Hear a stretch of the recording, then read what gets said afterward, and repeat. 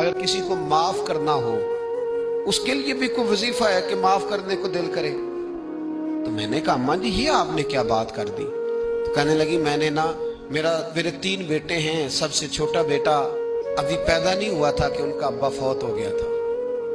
तो मैं बेटों की खातिर बैठी रही। तीनों बेटों को एक दिन बिठा के मैंने कहा कि मैं बीमार हो गई हूं, मुझे काला यरकान है। तो कहते हैं बड़े वाला बेटा कहने लगा मेरे खर्चे ज्यादा हैं। दरमियान वाला कहने लगा अम्मा जी को देसी इलाज कराएंगी तो बेहतर रहेंगी। तो मैंने सबसे छोटे वाले से प्यार ज्यादा किया था, मैंने उसकी तरफ तवज्जो की। मैंने कहा तेरा क्या ख्याल है। कहने लगा अम्मा मुझे पता है आपकी तवज्जो मेरी तरफ है, मैं पैसे तो ज्यादा कमाता हूं लेकिन आपको पता नहीं कि मेरी मजबूरियां कितनी हैं। अम्मा कहती है मैं उठ के आ गई, मैंने खुद उन्हें बिठाया था, बात की थी, फिर किसी ने उन्हें समझाया तो वो तीनों माफी मांगने आए। 1 दफा नहीं 100 दफा आए हैं। मैंने माफ भी कर दिया है, दवाई भी लेके देते हैं, अच्छा इलाज कराया है, मैं ठीक भी हो गई हूँ।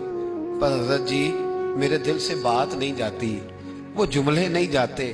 वो तीनों बेटों ने जो मुश्तरका मुझे कहा, मैंने तो जवानी भी इन्हें दे दी, मैंने तो अपनी जिंदगी सारी इनके नाम कर दी। मुझे कोई वजीफा बताओ मैं मरने से पहले इन्हें माफ कर दूं। वो जो किसी एक ने कहा था ना खर्चे ज्यादा हैं, और जो दूसरे ने कहा था अम्मा मेरी मजबूरियां बड़ी, तो मेरे दिल से बात नहीं जाती। मैं कैसे भुलाऊं।